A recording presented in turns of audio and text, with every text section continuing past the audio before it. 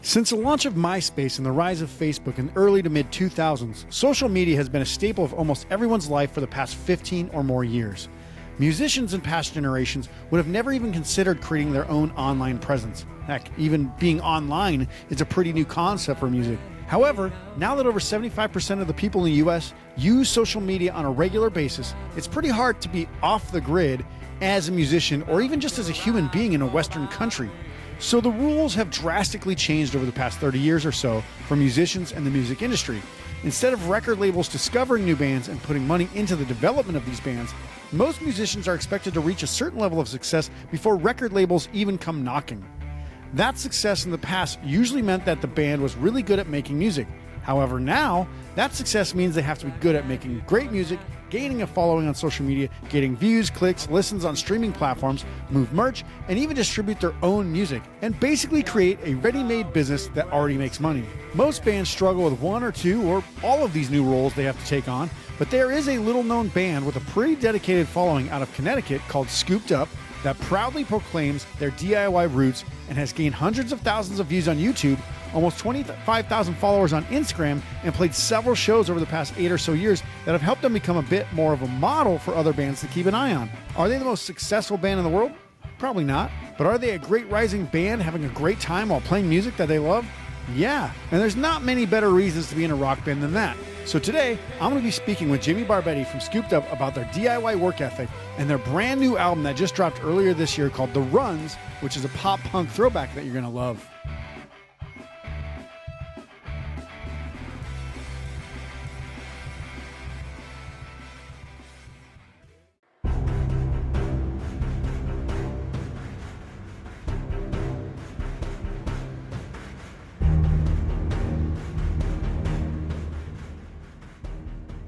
All right, so here I am with Jimmy and Jesse from Scooped Up out of Milford, Connecticut, small town in Connecticut. I've actually been to Connecticut once, been to Kent, Connecticut, drove through New Milford, I think, which is a little bit on the way up there. Yeah, we're from Old Milford, though. Old Milford's way better.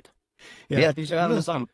Yeah, of course. Yeah, New Milford fucking sucks from what I hear, so don't worry about that fucking little shit show. Yeah, they have some bad news headlines, let me tell you. All right, so obviously I wanted to bring you on, talk about kind of you guys' rise, your story and all that stuff, but I think the first thing I want to talk about is the kind of interesting fact that, you know, Jimmy, you actually started out not as a musician, you kind of started out as a graphic artist, graffiti artist, and you took the visual concepts of that medium and basically moved it over to music when you started playing guitar. I think it was somewhere around the age of 20 or something like that. So I was telling you before we came on that I've only ever heard of this happen once from a band in Australia called Psychedelic Porn Crumpets, who I fucking love. But talk to me about what got you to finally decide to jump over to the music side and start playing in a punk band. Growing up, like, being a musician just felt like so out of reach for whatever reason. Like, I felt you had to be born a musician, or like, you know, you had to have the right upbringing to, you know, pick up a guitar and get good at it or whatever. So like for the longest time, that wasn't that in my mind. I never even like tried it. I played piano when I was like a little kid. I took piano lessons. I took drum lessons. But I had the worst ADD growing up that I would never retain any of that shit. And I just like literally, I didn't want to practice. So that wasn't for me. So, but making art and stuff, like that was my first passion, was graffiti art. So like that's all I would used to do, was like think of paintings and draw and go and paint shit. And then eventually, like around that time when I was like really deep into graffiti, that's when I picked up the guitar. I just borrowed my guitar, or my friend's guitar, started like learning riffs and writing songs or whatever. And then I started jamming with some people that were just as bad as me, that are from my town and shit. And, you know, I kind of got the itch from that, from just jamming with a drummer. And I was like, oh, this actually sounds pretty sick. Like, I want to like write more songs and actually, like, if I could record a song that I could skate to, like, that'd be lit. So that was my whole like goal. And then I eventually hooked up with Jesse, who like a friend of mine reminded me, who is just like this prodigy drummer. Like in my head, he's just like this, like the best drummer in the world, like, and you, not to discredit him, he's fucking one of the best around here for sure. But like, I was like, I've got to get in jam with him. It was like, that would just be awesome, be the perfect fit. And he was down to jam like the next day. He like just happened to be jamming with his friend who plays like bass, and we jammed the next day. And literally, that was it. That was history. You know. So would you say you scooped up a couple of good musicians to kind of back you up then? Pretty much, yeah. And that's the thing, is like I sucked then. Yeah. So like they helped me get so much better from just being like ready to go. Ready to give them a crash course. Yeah, they literally did. how to be a musician. Yeah, like they were ready to go. They were ready to be like in a touring band, and I was just like this kid who just picked up guitar and but having to write some songs and shit. So like, you know, us working together, they got me to be so much better as a musician just so quickly than I would have otherwise. You know, because they say you should always like play with people. Like if you're like trying to learn anything, you should like do it with someone who's like a master at it, and you'll pick up so much quicker. You know. Yeah, it's kind of like the phrase, never be the smartest person in the room. If you are the smartest person in the room, find smarter people to be in the room with. Exactly. Yeah. Yeah. Very cool.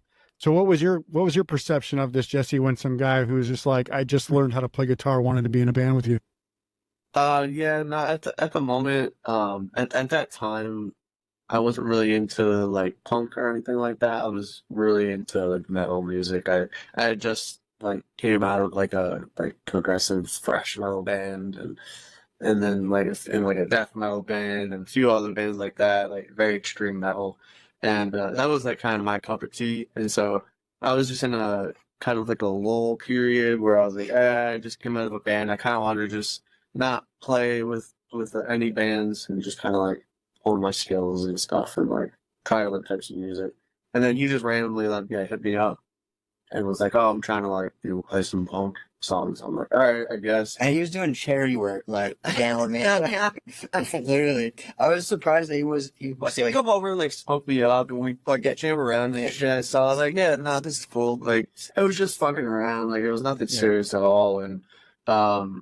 And my dad one time, like this was so long ago. I'm still living with my parents at the time. I think I was like 18 at the time. Like, yeah, when we started jamming, I was like 21.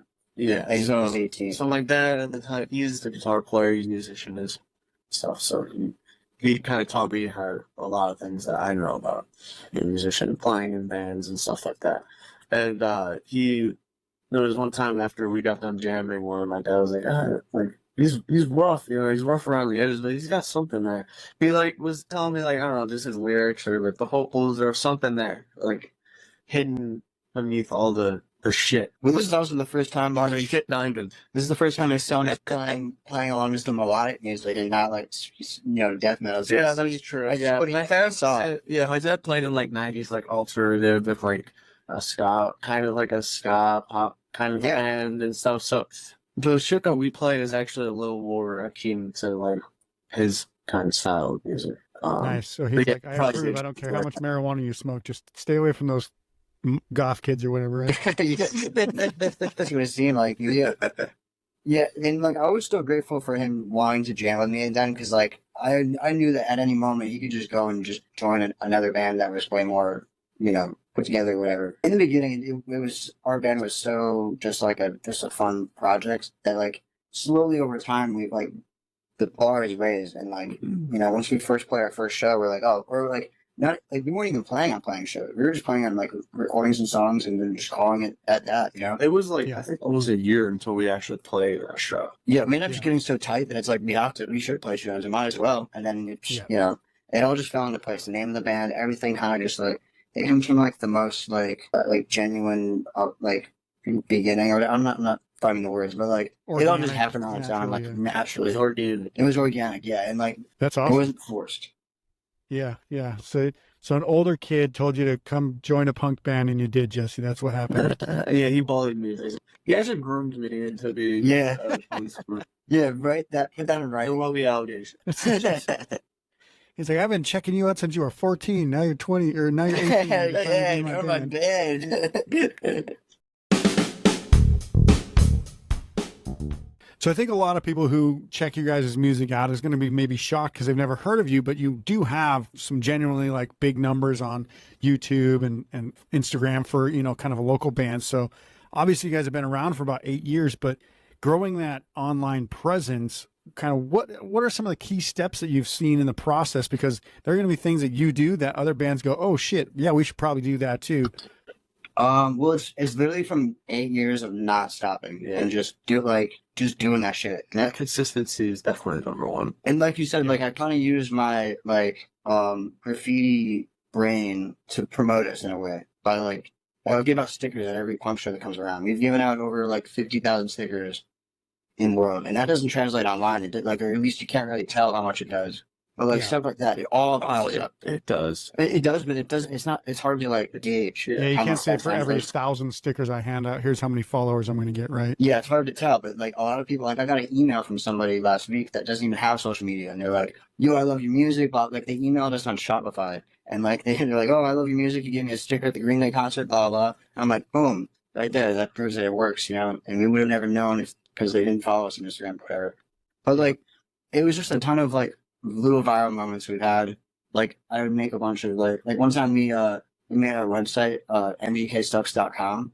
And I just posted that in a Facebook group, like a pop punk Facebook group. Back when MGK was all the rage and everyone was talking about him. Literally, this pop punk group, if you scroll down it, every post was like either someone hating on MGK or someone saying how much they love him and shit. So when I posted mgksucks.com, like literally that was it.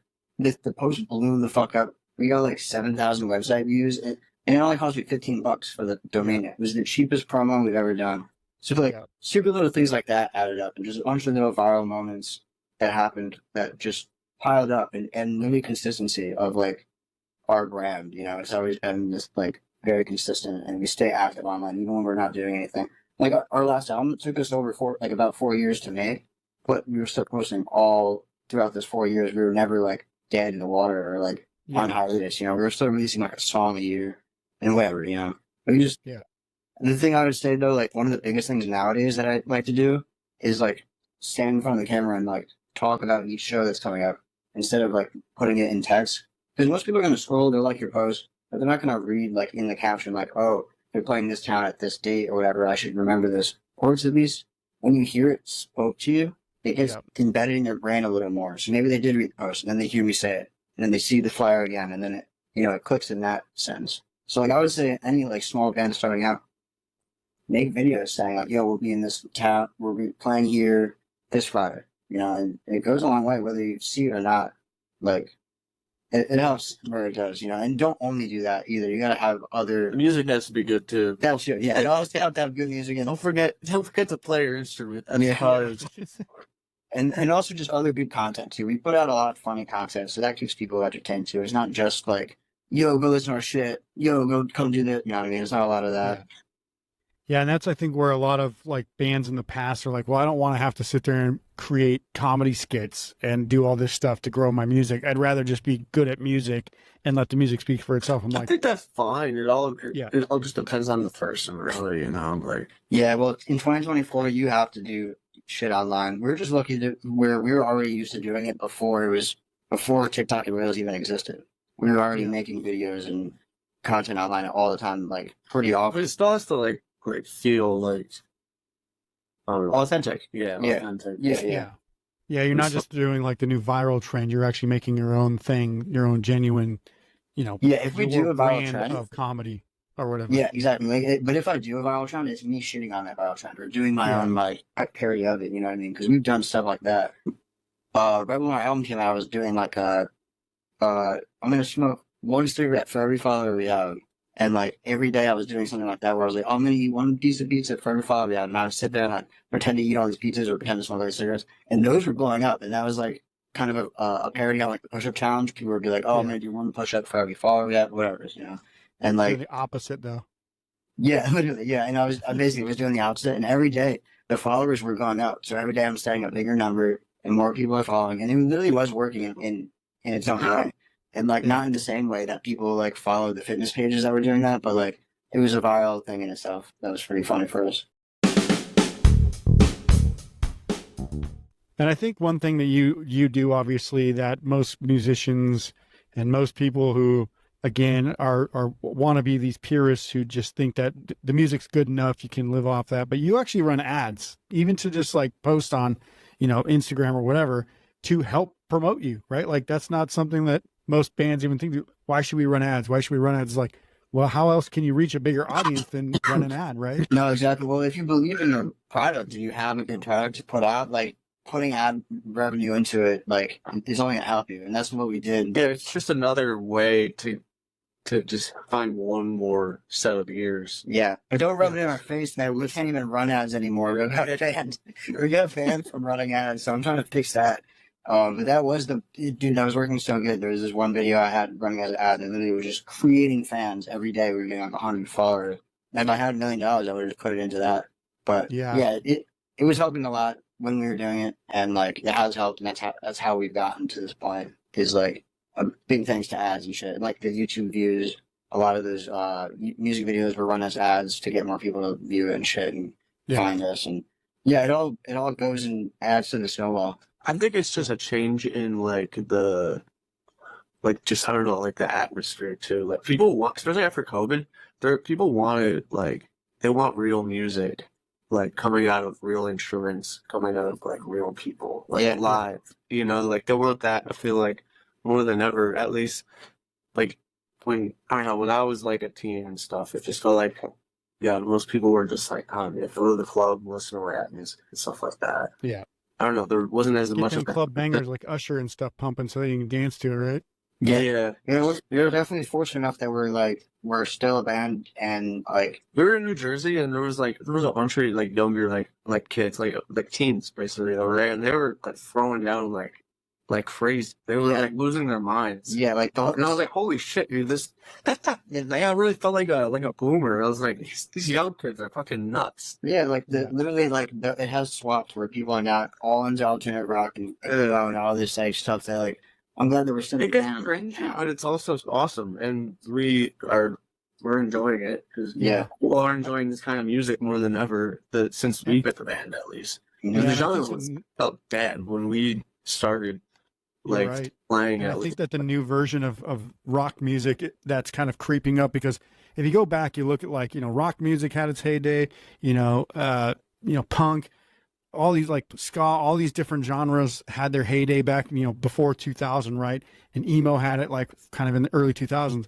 But one genre that hasn't really had its own era yet was hardcore punk. And that's right now like exploding. And that's why all these kids are just beating the shit out of each other at shows. They're like, we just want to go fight, basically. Go listen to music we all at the want to be same part time. of like a cool scene. Like, that's like it's the cool scene now. Instead of like when I was growing up, when I was in high school, the cool scene was being like a drug dealer, being into rap and fucking being hard and whatever. Like it was just like think about There's always shows. Yeah, not going to shows, not even going to see rappers perform because that wasn't even live rap the thing. Yeah, that just sucks. So most of the time. So our band is pretty much a reaction to the lack of rock and during our heydays from being in high school and whatever, and like going like reaching back to when I was a kid, growing up to this type of music. Now I'm old enough to make it. I think we're shitting on rap too. I don't want it. I'm not trying to do that at all. But this is called Powered by Rock. So if anybody here is expecting to listen to rap music or talk about rap music, it's Powered by Rock. Yeah. We are shitting on rap. Yeah. I think most of us will agree that what you've accomplished is no small task either, and it takes a lot of hard work. So like being that dedicated, and you guys have actually stayed the same three members the whole time, right? Like it's one band the whole time, correct? Since our first album came out, we had been the same three members. Halfway through the first album, we had to get a new bass player. Our original bass player quit after like a year, like 2 years of being in the band. Just he had to get a new job and all this other stuff. He didn't want to be using his time for that. So he was also a metal musician that I recruited. That gotcha. He wasn't as like, into this shit's it too as I soft for became. me. Let's get out of here. Yeah. But yeah, he was an amazing musician. That's what him and Jesse and Walter, who was the original bass player, they're who got me to be as good as I am. And then like Leo jumped in, and he's like was just as good as a musician as like Jesse and Leo were, or Jesse and Walter were. So like that also helped me. Yeah, he like came in clutch too because we lost a bass player halfway through the first album, which I feel like is a death sentence for most bands. Like it's pretty much the band's over. Yeah, you're paying money to go record, and you're like, well, we're not going to make this finish, so let's do an EP, I guess. Yeah, well, we ended up making it work, and there was also like for what we were doing at the time, we were surprising ourselves with like where the band, like just how the whole image of the band and everything, just as a band starting like 6 months in, we had a whole album like written, and like we had music videos for our 3-song EP, like a song for every song or a video for every song, just like all this stuff going on. And it was like, we can't just stop now. Later. And by then we were actually taking the band serious. Yeah, like as serious as we were then. I mean, it's been levels where we've taken it more and more seriously. But like when Leo was joining, he had this whole thing kind of set up. So it was like he was down for it because he saw the potential of it all, It was all right there. Yeah, so I guess my kind of like continuation of that question is like obviously sticking together, and that was like 6 years ago, so it's been like the same band for 6 years now, right? So Yeah. you Yep. guys have had ups and downs, right? So like, what are some of like the most memorable like high points of the band so far? What are kind of some of the things that is like, well, I'm glad we didn't have to do that again, or we didn't have to play at a show in New Jersey where kids beat the shit out of us, right? Yeah. Yeah, I mean, we've had shitty shows and now we're finally having great shows. So, like, the ups and downs are definitely there. There's been a bunch of small gains on top of each other. We had a poop tub video that went viral for like 5 million views. He's not talking about poop tubs. Yeah, but that was like, He's talking about shows. Everyone does I feel it. like Everyone the high poops. point for us is just basically like the whole just band experience in like the last like what year and a half or Yeah, since 2 years. since like probably 6 months before the album came out, like stuff really started. Yeah. And like, So like yeah, it was over a year. so Feels like longer. yeah. They kind of just kind of started to pick up for us, and yeah, most of like 90% of our shows we're playing are like it just feels like better than the last one. Yeah, I mean, for the past couple of years, we've played decent shows, but like decent shows for a local band. Now we're Yeah. playing shows that are like real band shit. Like we sold out our album release show. I'm a real boy. Yeah, like our album release show, we had like 200 people there throughout the whole night, and that place the cap is at 1:30. So throughout the whole night, it was capped out. People leaving, people showing up, and so that was like the beginning of this whole snowball that's just continued to grow. And like we went on a tour, and all those shows were literally all dope. They were as dope as the shows used to be locally when we were just a regular local band, which is all you can ask for. So you go and play for 40, 30, 50 40, people. 50 people. That's great. Yeah. Perfect. Yeah, exactly. So like, So it basically just became like just kind of worth it enough to go burn gas money and time. a little more than worth it. Yeah, a little more than worth it now to go out of state and kind of do all that. Yeah, but we've gone and played New Jersey once to nobody, like literally nobody, which sucks. Or Massachusetts or Yeah, like we've done a couple shows, like throughout the years we've played plenty of out of state shows, but like they're always just like hit or miss. We've had a couple really dope ones, like a couple of years ago we played a show in New Jersey that was just like a packed house party that we were thrilled for, and that was like the taste of what we're getting now, and now all of our local shows are like that, and so yeah, it's really grown. the low point. I mean, COVID is an easy cop out answer, I guess. Yeah, when COVID happened, we were like in the middle of writing this new album, The Runs, and I was just not trying to like write songs. I feel like that's a low point for every musician ever because nobody got to play shows. I mean, maybe Yeah, some- we actually still play a couple of shows like outside gigs at the skate park and whatnot. That's kind of where the skate park shows started. Yeah. Because of COVID, it was like out of necessity, and that kind of over the years it turned into its own little kind of like annual summer kind of like we'll do like 1 or 2 skate park shows. Yeah, no, this year is gonna be the biggest there's been. That we There's tons of vendors and food trucks and shit. But yeah, COVID obviously was a low point because there seemed like no future, whatever. Like there's all is there even gonna be an entertainment business or industry like when this is done? And it's mostly been all high points.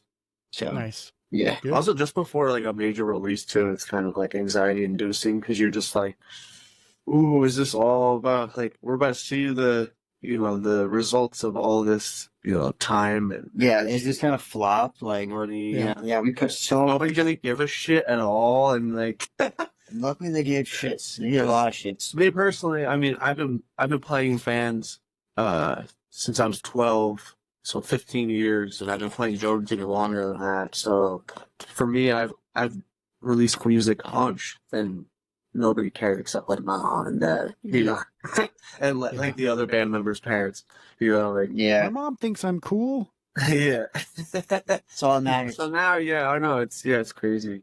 This new album, we were the most prepared for out of everything I've ever done.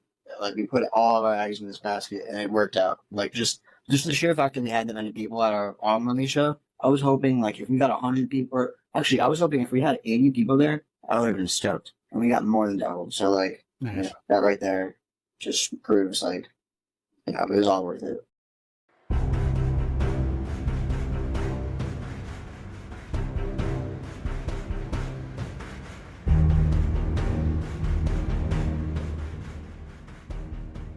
I want to dig into kind of the DIY aspect of this because that is kind of part of your ethos, right? It's kind of part of the thing that you stand for.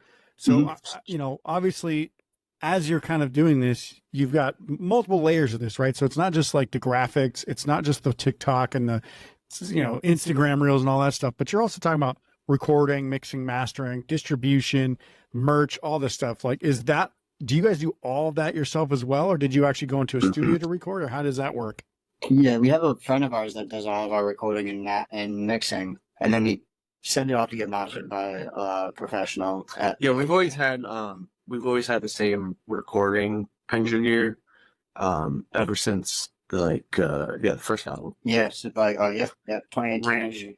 Yeah, our buddy Randy. And he mixes it as well, and then we send it off to get it mastered. Those are the only things we don't do: is record, mix, and master. But every single thing else we do ourselves. Like distribution and everything. But I mean, like we have help with a lot of stuff with every aspect of the band, from like friends to just like other artists, like photographers and videographers, and like we have people that make shirts for us and hats and stuff and like, patches and whatnot.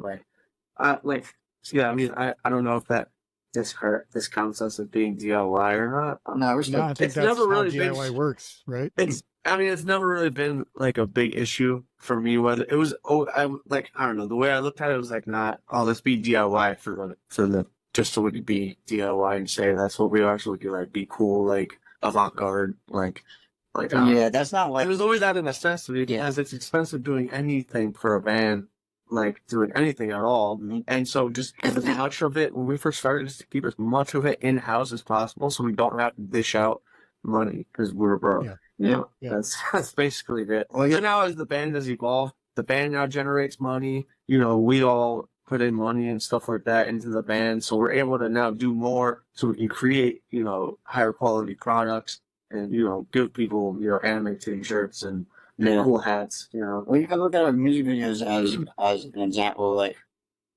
if we weren't doing those ourselves, we would have to dish out like a lot of. I would just not have. We would have music. Yeah, we would have like 5 or so at most. And we have like 15 at that. And that's because we lost. Yeah, and if you didn't have like certain capabilities with like graphic design or just editing and whatnot, then it would literally be me making a logo on Paint when I was like 15.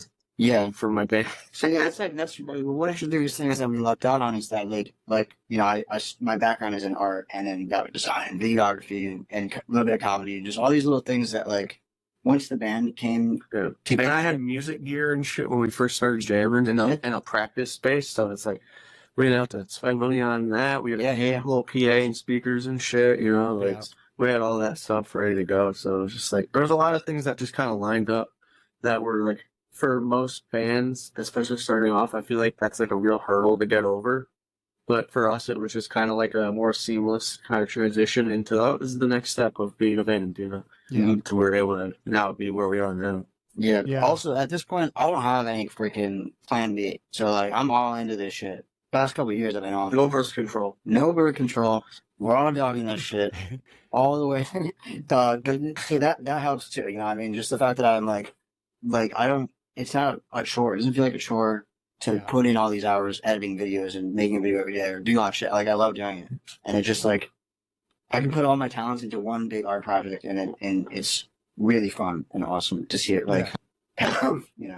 Yeah, and the question wasn't framed to test your DIY kind of credibility. No, I wasn't saying that. I know. The idea here is that other bands, other people are going to want to sit there and say, hey, you know what? What are they doing to get what they get? What are they putting in to get the result, right? So I think it's very smart when you don't do the recording, mixing, mastering yourself, because you can sit there and do really great work and it take you 3 years, or you could do half-ass work and it take you 6 months. And you just have somebody do it better for like 3 weeks, right? So no, we definitely wanted like a professional touch with our like recordings, because that's just gonna be this do forever. So everything else we can kind of evolve with the times. Yeah, I think you need like an outside kind of perspective on things sometimes too. Because when you're so close to the art, it's hard to really see or hear, what it really is. Yeah. And Randy, our recording engineer, he's the homie, so it's always fun, like, doing it there, and like, there's no hassle. We just smoke and chill and laugh all the time. and just get the shit done. So like, it's a great process that we got going too. I'll talk more about some of the music videos and stuff like that in a minute, but I do want to bring up the fact that, you know, you have actually like put out music videos, right? So like these aren't what I would call, you know, local DIY kind of music videos. These are high quality videos. Like you've got professional gear now. You've thought about storylines. You've scripted stuff out. I mean, even from the first ones, having like house shows be like the theme, like you have a lot of the stuff. Well, again, we'll talk more about the actual concepts or the, you know, details of these, but you know, you're writing, directing, shooting, editing. You know, you talked about having ADHD. Is this like therapy for you, or how does that work when you have ADHD? Because I hate editing and I don't have ADHD. I'm like, fuck, I hate doing this. Like, I got to edit these podcasts. I'm like, oh, this takes me like 2 hours. I'm like, this shit's crazy. My ADHD just makes me be creative. Like if I'm sitting still too long, I didn't make something today. Like I'm just like, I gotta fucking do something. So that's like, and I smoke a lot, so that kind of helps. But like, that's my outlet, is just creating shit, or like just doing something. But like, I don't know, it doesn't. It helps. It makes me kind of like focus on the things. I only focus on the things that I'm really passionate about. Everything else I'm not focusing on. You know what I mean? Yeah. That's like how it kind of affects me, I guess. And how did you get the experience with the videography and the directing and all that stuff? Did you do something in school, or how'd that come about? Yeah, so I mean, I've always just made stupid videos with my friends, like, which is like a handy cam growing up. And then, like, when YouTube started off, I started making skits and shit. Like, there was a couple times in my life where I was gonna, like, be a YouTuber. I just never really did it. I kind of just made stupid videos for myself and, learned a ton of shit on my own. Like, I'm self-taught in, like, Photoshop and video editing, just from, like, starting off at, like, 11 years old and just, like, really having all the time in the world because you're 11 years old to fucking do that shit. And so, well, when I was 11 years old, freaking Jimmy, I think, we had Microsoft Paint, and that was about the extent of any graphic design you could have at that point. So yeah, it's nice to hear that like kids have disabilities these days. I had a fucking a pirated version of Photoshop that my mom got from her graphic design guy at her work, and I was I taught myself all that shit at a young age. Don't tell that, the feds are fucking coming, bro. I was still having this was fun. This was 2004 or 2006 or crap. Statute of limitations, bro. Can't get me now. But I did go to college for graphic design and I took photography classes and other stuff. So I honed my skills during those time periods. Yeah. And I also just had a lot of free time throughout my life to do all this stuff. Yeah, I think I saw something, I think recently, like today or yesterday, where it said, here's a pro tip. If you drink enough, you'll get kicked out of work or something like that. Like your job will make you go home early or something like that. And I was like, that's pretty funny. So like, it's kind of the same with you. If you just smoke enough weed, people won't want you to be at work with you, right? So you got free time. If it just never work, then you could just be in a band. Yeah, I didn't like you. I've never had a job. I'll tell you what, you know. You just live under a bridge. You have a lot of free time to do whatever you want. Yeah. Sometimes you live under a bridge and just work on all this shit all the time. He's like, actually, we rented out this room at some person's house for this interview. Yeah, no, this is a green screen. No, yeah. We're actually under the bridge right now. Yeah. You can't hear the highway?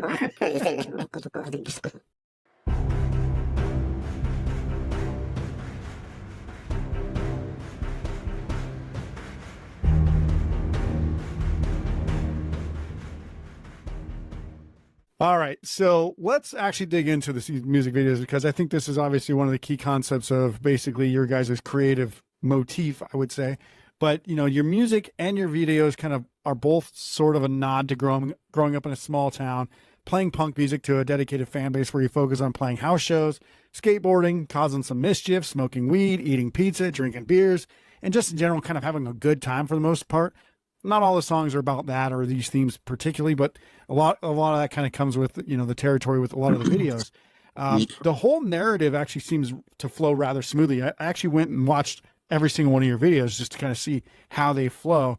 And it reminds me a lot of like Kevin Smith movies like Clerks and Mallrats. And then I'll bring up another one in a minute, but do you try to keep a running narrative in some sense with your music and the videos, even if the songs themselves aren't exactly connected in any other way than how, you know, when you wrote them? Or is it just kind of like, you just like to do that, like skateboard, house shows, like all that kind of stuff? Yeah, I think it just happened naturally. It wasn't on purpose that I like, but over time, like especially with some of the videos for the first album, they kind of like live in the same universe in a sense. Yeah. You can imagine it all happening in the same universe. Yeah. Even like our newest stuff, like with like Best Days and stuff, like a lot of our really good videos kind of like follow the same formula where there's like something happening and there's all this other stuff interacting with that something. And like with Weed Song, there's like the blunt that gets passed around by everybody, and it kind of follows the story of this blunt that gets lost and picked up, and all this other stuff happens in between it. So, and like with Best Days, it's following us driving in the van, and all these little things. Yeah, like every video kind of have shoelace from the shoes or whatever. They all kind of have their own little thing going on, but you can imagine that it's all in the same universe. And yeah, Kevin Smith is a huge influence on me, like as a filmmaker and shit. Just like Quentin Tarantino, also just like a lot of like shit from the '90s that I grew up watching. Just like I really absorbed that, and yeah, it's ingrained into my like sense of humor and my shit that it's just like yeah. And I skate, like so that's why there's a lot of skateboarding shit in there.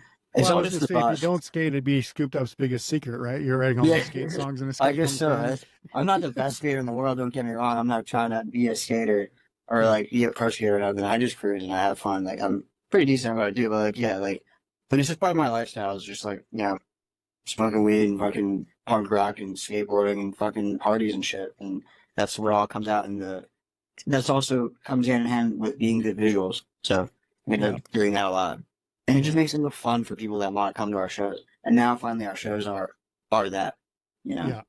And I'm going to have to do like a still shot of one of your videos, and it's actually in TV Dinner. There's another nod in your music video there where you have a movie poster on the wall for the CKY Bam Margera movie Haggard, which my friends and I probably watched, I don't know, 100 times back in college in the early 2000s through various degrees of being pretty shit-faced. And it always cracked me up, like, how have these independent films inspired you to direct these music videos in like, because that's obviously pretty heavily like involved with skateboarding, Bam Margera and stuff like that, and all their, everybody that was pre-Jackass. Like Bam like was a millionaire at fucking 18 for making his CKY shit and selling 1 million tapes.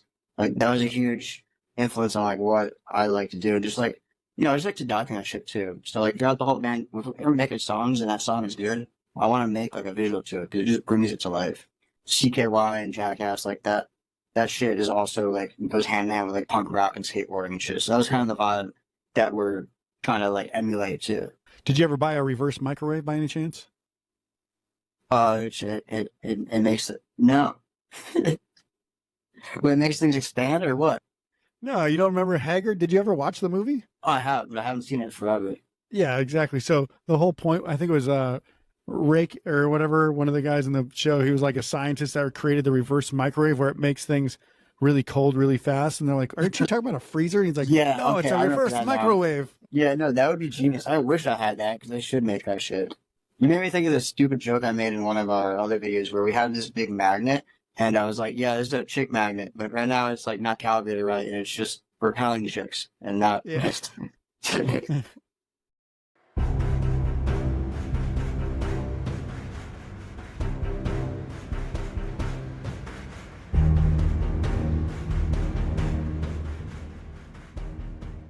All right, so let's talk about the new album. Obviously, The Runs. It's, it came out in January of this year. It was 6 full years after your original album, Dumbass, which is a great title for an intro album, I think. Starting a band in 2018, you're a dumbass, right? So anyway, I am curious as to how, the recording and the release of this album came together, and why was there a reasonably long delay between some of the singles and the full album? Because you were releasing songs and videos even 2, 3, well, maybe not 3, but like 2, 2.5, maybe even like a year and a half before the album came out. So were these songs part of that album like right away, or were you thinking like, let's just record some singles, put that out, or how did that all come about? Yeah, it was always supposed to be out. Yeah. And we just we were just releasing stuff as it was ready. And we also we had written half the album and then like COVID happened and then we like started writing like more for the album maybe a year and a half later. So I wanted to just take a break and not write about fucking lockdown or just like depressing shit. And then once we picked back up, we started writing really good songs and whatever. And it's just like was just a long process of like writing the stuff, getting it tight enough to record, recording it all, and just like putting it all together. We thought we were gonna get it done so much sooner, but like going like when you're doing all your stuff, there's so much that goes into making an album, and like certain things rely on other things. Like everything relied on the name and the album cover. Like, there was just a lot of things that I took a while. I think the intention was to release 2 singles and then the album, and then it just turned into we had to just like push it back. And I don't know what when it was that we were like, okay, this isn't coming out. I don't know. It got pushed back a couple times. Back on that, just in from like 2020 to the release. And we like took 2 songs off, and we're like, let's write better songs, and then we put those 2 songs back on. And there's but a bunch of little I don't things want like, these shitty songs on here. All right, let's put these shitty songs on. that's what happened. But like the reason why we released that stuff when we did is because like Reruns was one of the first songs we had written and ready. And during COVID, I recorded that whole video of just like the TV in different places and stuff. And I just didn't want to like put too much time in between releases. So like it had been like a year or so since our EP TV or How I Try Sample came out. So then we released like Reruns pretty much a year after that. And then like a year after that we did Dyslexic. And then I think a year after that we did Best Is. And then slowly we did like Shoelace, and then the album came out like 6 months later, or like 3 months later, or some shit. And it needed that much time, and I'm glad we took the time to do it, because we could have put it out a year and a half ago, or 2 years ago, but it wouldn't be the album that it is today, and like we wouldn't be the band that goes today if we didn't put all that time into it. And it's funny because Jesse, you were saying that we're not here to talk about poop. Literally, the name of the album is The Runs, and you have a guy shitting his pants on the cover, so we kind of are. You kind of are, buddy. You're talking about this right here? Poop. Yep. Yeah, so that was one of the biggest things too with putting this album together. That's like what we spent a long time like trying to.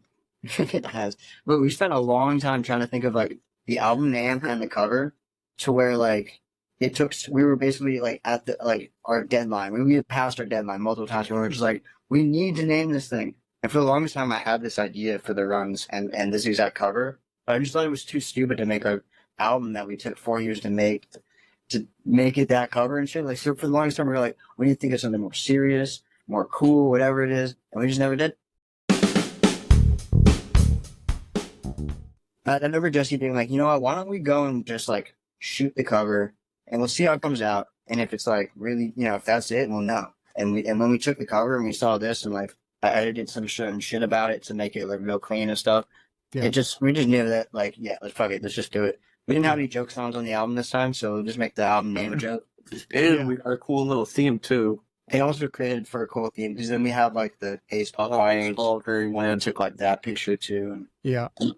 And it was a cool little plan where it's like home runs, but then you look and he's got come out and just kind of like it works. I'm happy. You added 2 shitty songs to it, so it totally makes sense. You're right. We put the 2 shitty songs back on, and so you got to keep the shitty songs on there to keep the concept of the theme alive. Oh, and it made for like the perfect marketing campaign, because I just had like I thought of so many stupid funny things to do with poop that like it was anything to do with poop is marketing the album. So it's like the poop joke in itself was marketing the album. But like so it was good. I will put a disclaimer here in the episode that says like none of these songs on this album are actually shitty. Jimmy just believes that they are. Oh yeah, no, don't worry about it. Those songs are shitty. They're all shitty in a good way. It's 12 songs of garbage, but we put them out anyway. 14 songs. Yeah, 14 songs. Well, 12 songs of garbage, 2 songs of shit. So there you go. Oh, you like that? Yeah, that's what it is. Yeah. So that was the thing, is we wanted to just do 12, and that's why we took 2 off. We're like, let's just replace them with 2 better ones. But then when we got it done, it was like, it was so short of an album. We're just like, you know what, fuck it. We already have these songs recorded. Let's just put them on. I think we just found out that we're a 14-song album kind of a band. Yeah. Because of the nature of the song. Like, I mean, it's so quick. Like 12 songs. Like, our first album is even shorter because there's a few songs in there that are like less than 15 seconds long. Like little joke songs. Yeah. So like, I don't know. So that album literally goes by like, I think it's 20 minutes long. I think it's 18 minutes long. Yeah. So it's an EP. It's literally an EP. Pretty much. Even our album with 14 songs.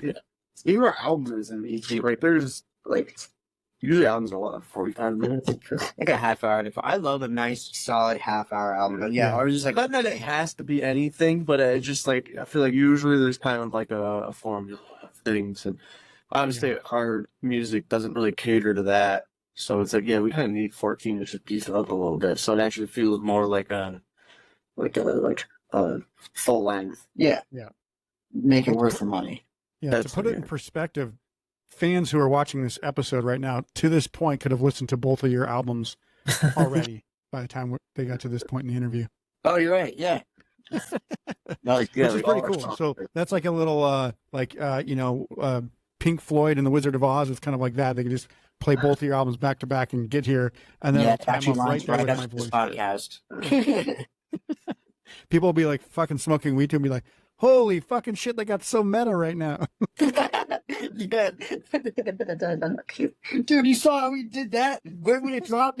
You took a sip of the water right when the fucking... Yeah. Yeah. Let's dive into some of the songs about it because on the new album, because I think, obviously there's some of my favorites. I do love the song and video for Dyslexic.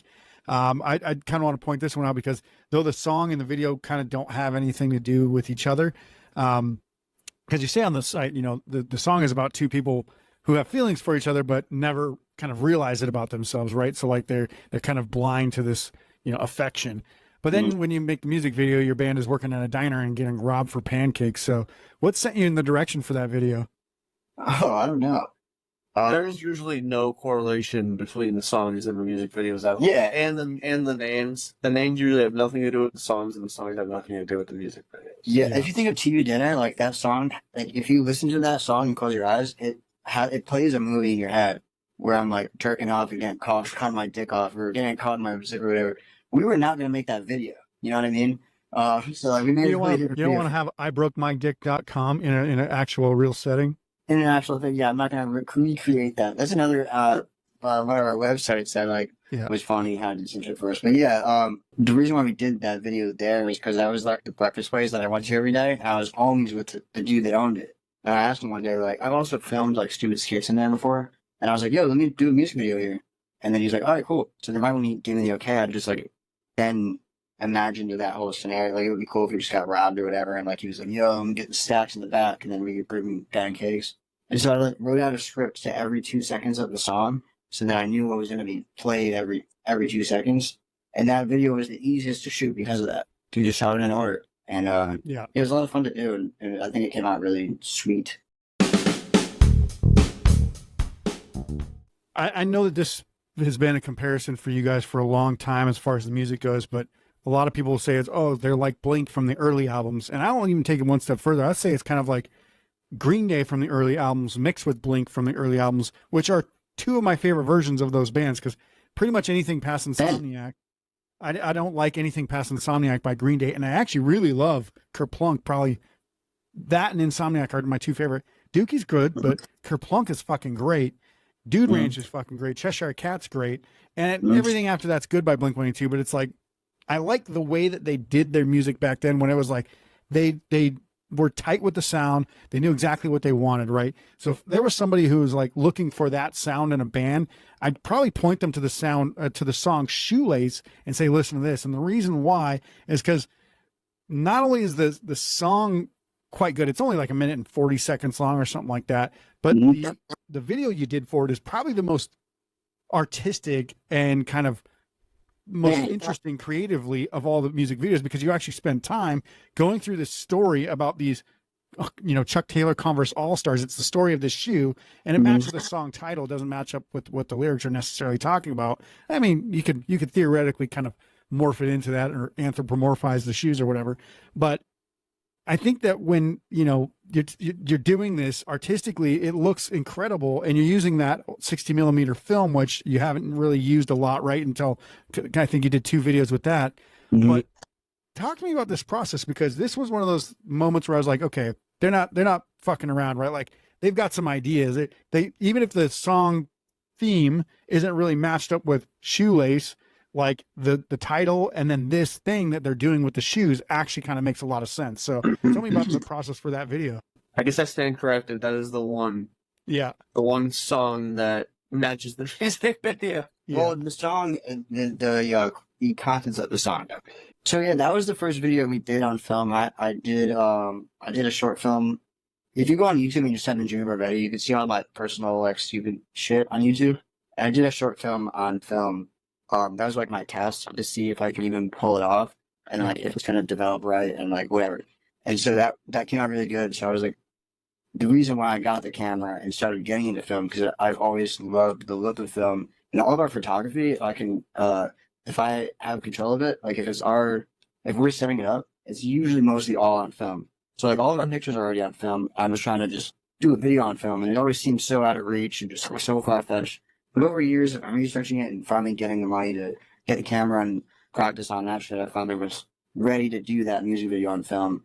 And since I was doing it on film, I wanted to make it more of like a artistic video. So that's where I guess the concept of like following the life of a pair of shoes like kind of came from. And yeah, just like I just did the same thing that I do with all my other videos, where just like a bunch of shit happens and whatever. But like this time, it's just the perspective of shoes, and there's no personality to be put onto it except for whatever the viewer puts on. Exactly. There's ways to interpret it, and it gives you like bits of nostalgia. It gets you bits of like emotion, and it's like it's like almost a Pixar or a Disney movie, like where they do those shorts, right? Where it's like you're cheering for a robot or a leaf or some shit. And you're like, I don't know why I'm emotional about this fucking thing that's not alive, obviously.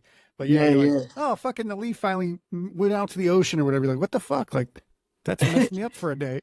I'm sure people shed a tear when the shoes were thrown into the tree at the end. Yeah. Like, no, what are you doing? Yeah. You've killed these trees, or you killed the shoes. Oh, and that's just like a natural thing at my skate park, is there's literally just a shoe tree. So like I felt like that was the perfect ender to just throw the shoe in the tree, and it made that little art piece of like a thing. Yeah, I mean it fits very well, and I think again one of the things I like about this is everything that you do. Like again, like I say, there's kind of like this flowing narrative, and it's not like it's one continuous movie, but you have recurring characters. You have like the guy who's trying to deliver pizza and somebody knocks it out of his hand or takes it and then he gets back in his car and leaves. You got like all these kind of, the weed song and all that stuff. You're basically using the backdrop of your city and characters like friends and as characters in real life to kind of tell the story of Milford, Connecticut. For somebody who's never been there, it's actually pretty cool to see, because it's like, oh, this is like a lot of other small towns, a lot of other cities, not necessarily East Coast towns, but it could be Midwest, it could be California, it could be Texas, it could be wherever. And it gives people that feeling that they're connected to it even without even being there. That was really cool, actually, and I haven't thought of it like that. And that's one kind of like comparing us to Evan Smith, like that makes so much more sense. Like with Clerks, you just like hired or he cast people he knew into the video, into the movie, and that's what we did. Yeah. But yeah, we also only shoot in the summer here, so we try to make Milford, Connecticut look like fucking Southern California by just only shooting when it's nice out. And a lot of times it's shitty out, so don't get the wrong idea of this place being some Connecticut. Well, with global warming, we have summer until like October now, so yeah, it's turning into California. It's been better there. It's kind of nice. Yeah, we are Southern Connecticut. Yeah. Yeah, Southern Connecticut, SoCo. SoCo, same thing.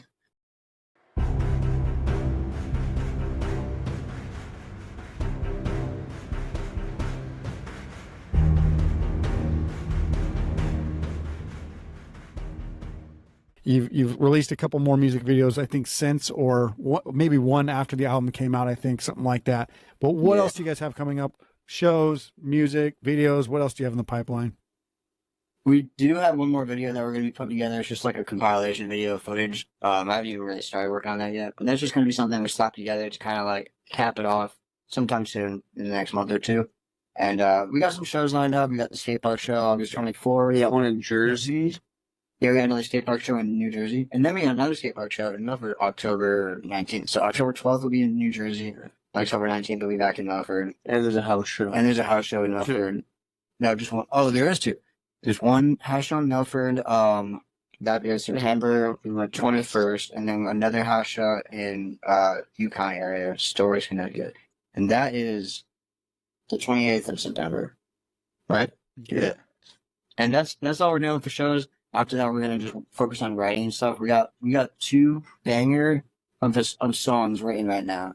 We don't know if we're gonna put them on an EP or if we're just gonna fucking send it on another album or what we're gonna do. But those songs will at least come out as singles sometime whenever we fucking get around to it. But and we're gonna re-record some old songs, maybe. yeah, that's another thing. We're gonna re-record 2 songs from our first album just to kind of bring them up to speed on how like quality wise. Those are the only 2 songs. Yeah, we still play them live and stuff, so I feel like the songs are kind of different from how I wrote and recorded them. So yeah, they're just tighter. The quality would just be way better too. Yeah, just redid them. So that'll just be a little thing to hold people over. And then other than that, we're just gonna try to write fucking really good songs. Just keep the ball rolling. So before we jump off, is there any shout outs or plugs or anything else that you'd like to talk about before we end the interview? Shout out my Obviously boy Brian. I fucking owe him $20. I got you on Friday. My bad, bro. I only got 18, but yeah. If he sees I this, should cover the other 2. yeah, I'm gonna give that to him on Friday. Go check out the runs, obviously. Then Go buy the album, merch, all that good stuff. Yeah, go watch our stuff. If like this podcast wasn't enough to pique your interest, go and watch a music video of ours. It'll pique your interest. Yeah. Yeah, I'm going to go check out the poop jug and the electrical socket fork trick thing that you did. Yeah, that'll have to work. Yeah, for sure. Thank you, man. Thanks for having us on. Yeah, of course. And so, you guys, check out all the links below and make sure that you go check out Scooped Up because they fucking rock. And if you like, like I said, really famous Green Day and really famous Blink, I think you're going to love Scooped Up. Go ahead, Jimmy. Hey. oh wait, we're just trying to stay pre-famous. Yeah, Yeah. We're just pre-nutting all this. But one last shout out to Homegrown, because that's how I found your podcast. Because you did the podcast with Homegrown, who I've been following forever. And then they just recently got back together. Everyone's stoked about that if you're into their shit. And I literally bought tickets to their California show that's coming up with no plan on how I'm going to get there. And now I'm going to have to sell them because it's now coming close to the show and I have no plan on how I'm going to get there. But yeah. So that's GoFundMe. Get me to California. Yeah. So, I mean, it was a shout I out. hope that you wound up in California. Yeah, I was going to sell some stuff and make it work. But we have a show the day after. The house show on the 21st is the day after the Homegrown show. So I can't make it work. He was about to sell his guitars to go see Homegrown. Yeah, I was going to sell my sperm. What 2 songs did you actually cut from the album and then add back on? No, it was. That's the show for today. I hope you enjoyed this episode. If you learned anything or liked what you heard on the show today, please show us some support and subscribe to this channel and like, comment, and share this video with a friend or put it up on social media. I hate to keep asking, but without those small actions, the YouTube bots pretty much ignore this channel. Putting these videos out is a lot of work, and if you want to show your appreciation, please consider purchasing some of our musical accessories or merch from our store at poweredbyrock.com. You can read our blog and follow us in the links below as well. Those are the plugs, and that's all I have. I'll see you soon for the next episode. Until then, rock on.